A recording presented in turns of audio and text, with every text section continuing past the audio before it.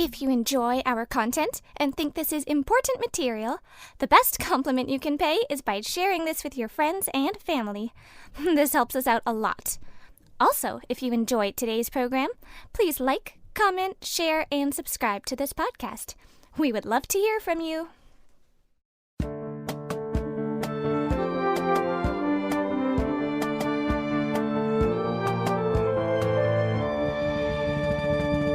The Truth in My Days podcast is sponsored by the Truth in My Days ministry.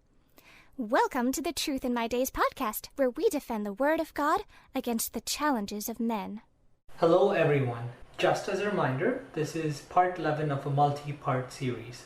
Today we have Sonia interviewing John. We have been looking at the question of the age of the earth and whether it is important or not.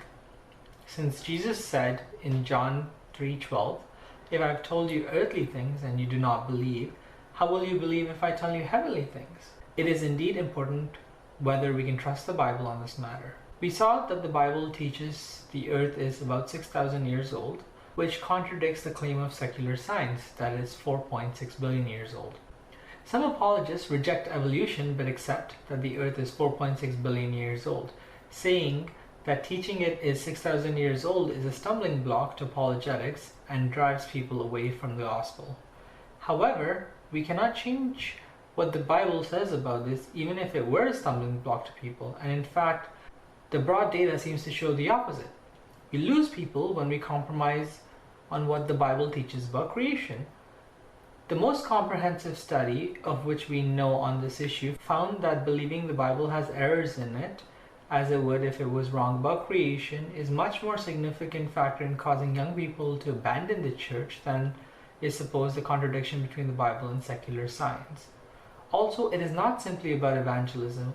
Old age creationists are trying to convince Christians that they should accept billions of years, which seems to be done in order to allow the Bible to accord with the claims of secular scientists. They claim that some early church fathers denied that creation took place in 6 24-hour days, but in fact only one or two did, and they did it on philosophical grounds, not biblical grounds.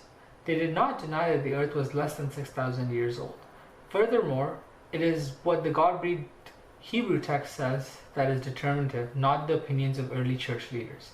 We looked at what is said by Hebrew experts who do not believe in inerrancy and so do not feel the need to make the Bible fit with the claims of secular science. And we found that the world's top Hebrew experts from leading universities all agree that Genesis 1 certainly teaches that God created the world in 6 earth rotation 24-hour days. Then we began to look at what is said by Christians who argue that the earth is 4.6 billion years old. And we saw that they not only make certain errors about the laws of science, but particularly that they overlooked the fact that the entire creation week was a week of miraculous activity.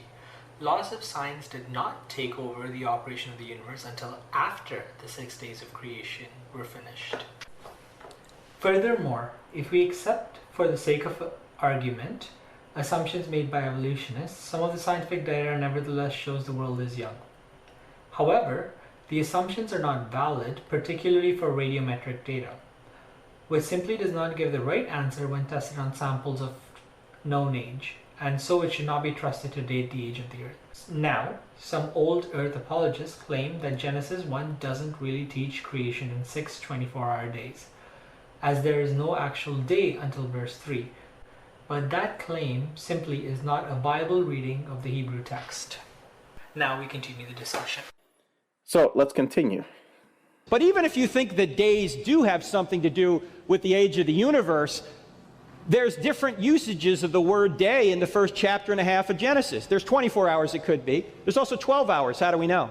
Because it says he called the light day and the darkness night. There's 12 hours. There's also a period, like an indefinite period of time. In fact, in Genesis 2:4, it says, "In the day the Lord created," which is a summary statement which covers all 6 days.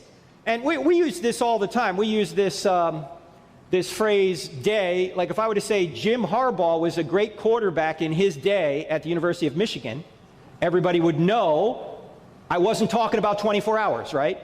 I was talking about a period of time, an era. What do you think of that? Well, that's how we use the English word day. Is it the same yom for all the different usages in the Hebrew? Good question. Let's unpack that. Let's look at English. The word set, for example, S-E-T, the word set, it has over 400 different meanings in English. Some obviously is much more common than others. You can use it as a noun, you can use it as a verb.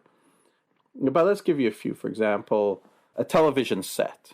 Right? It's a box of electronic components that will give you a picture, moving picture, based on interpreting TV signals that are sent into it.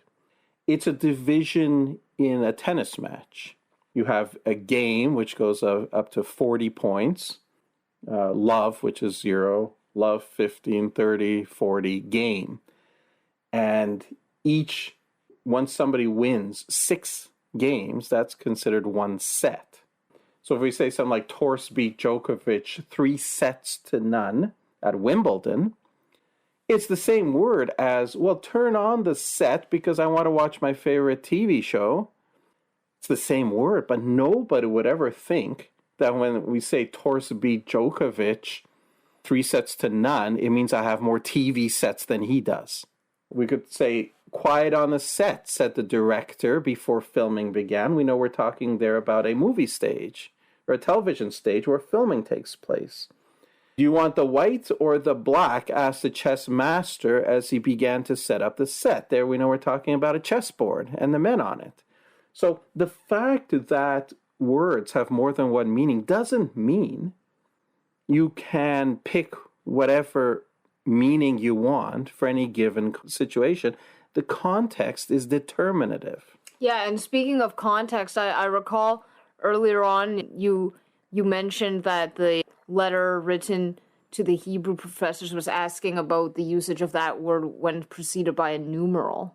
Yes, this is what you're going to see when you start looking at context. Please note that this is a multi-part series. If you have missed any episodes and would like to listen to them, they will all be available on our YouTube channel and on Spotify, Apple Podcasts, and Google Podcasts. You can find the links to these on our website, truthinmydays.com, or you can look for Truth in My Days on YouTube as one word. Does this Hebrew word yom, which we translate as day, does it have more than one meaning? Yes, it does. As Dr. Turek points out, there are 2 that show up immediately there in Genesis 1. The period of light that divides the day and night, and the entire day and night period together. So it can be a 24-hour day, or it can be the daylight portion of a 24-hour day. Those are actually the only 2. And we accept those 2 meanings because they're both given in the Bible. Now, does it have this third one? And this is crucial because the old earth creationists who go this gambit that day doesn't actually mean day, that it can be translated as an age. We've already seen the Hebrew experts without a dog in a fight say, no, it can't be. They will appeal to something like Genesis 2:4, where it says, in the day God created the heavens and the earth. And they will look at things like Harbon and say, well, in his day doesn't mean a 24-hour day. So those 2 meanings are given in Genesis 1 by God himself. So obviously we'll accept those. When you check the Hebrew lexicons, you don't find a whole bunch of other meanings for it. You have an indefinite period of time, but they're never like a really long period of time. The question then is context. What does context tie in Genesis 1? And the young earth creationists will often point out that the context doesn't allow for this interpretation of something other than a 24-hour regular earth rotation day. Because in Genesis 1, the days are numbered ordinally. Day 1, second day, third day, fourth day, ordinally numbered.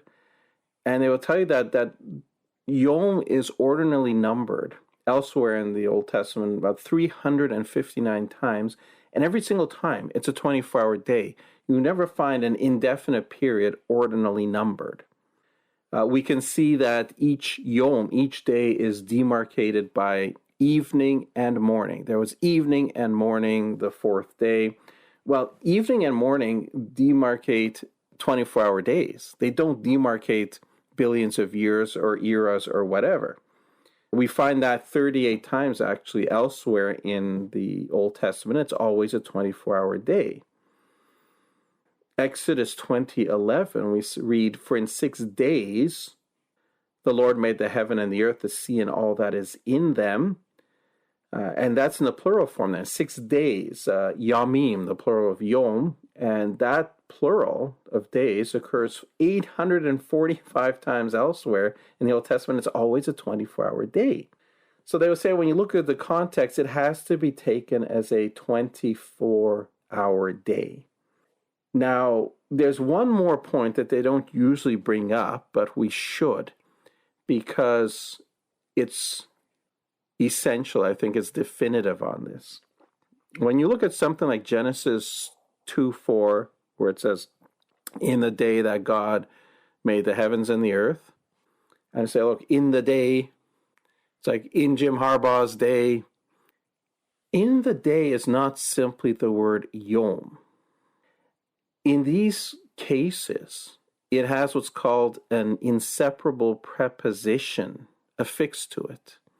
It's actually the Hebrew letter that corresponds to our English B, and it's stuck right onto the front of yom. And that B or ba is the preposition that means in.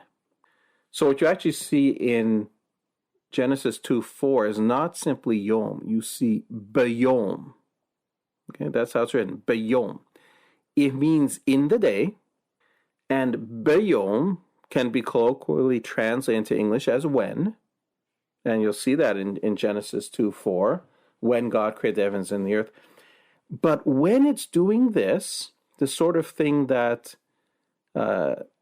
Turk said about Harbaugh, when it does that, it always has to have this inseparable preposition. It always has to be bayom. When you have yom by itself, without a preposition attached, it can never be anything other than a 24-hour day, or the daylight portion of it. And the old earth creationists will scream that there's no such rule in Hebrew, but if you will check the lexicons, you will never find yom by itself, yom without a preposition, not in construct state. You will never find one example of it meaning anything other than a 24-hour day. So the fact that that's the way yom shows up in Genesis 1 really does settle the issue. It is a 24-hour day. That's in Genesis 1. It is 6 24-hour days in which God made the heavens and the earth. Thank you, everyone, for listening today. Unfortunately, we have run out of time, but please join us for the next part, same time and same place. Thank you for listening to the Truth in My Days podcast with John Torse. If you like our content, please share this information with family and friends. It helps us a lot. We also would love to hear from you. You can reach us on Facebook, Instagram, and YouTube by searching Truth in My Days as one word again. Truth in My Days as one word. No spaces in between. Or reach us by email at info@truthinmydays.com. You may also visit our website for more comprehensive material and to learn more about our ministry. Our website is truthinmydays.com. Thank you.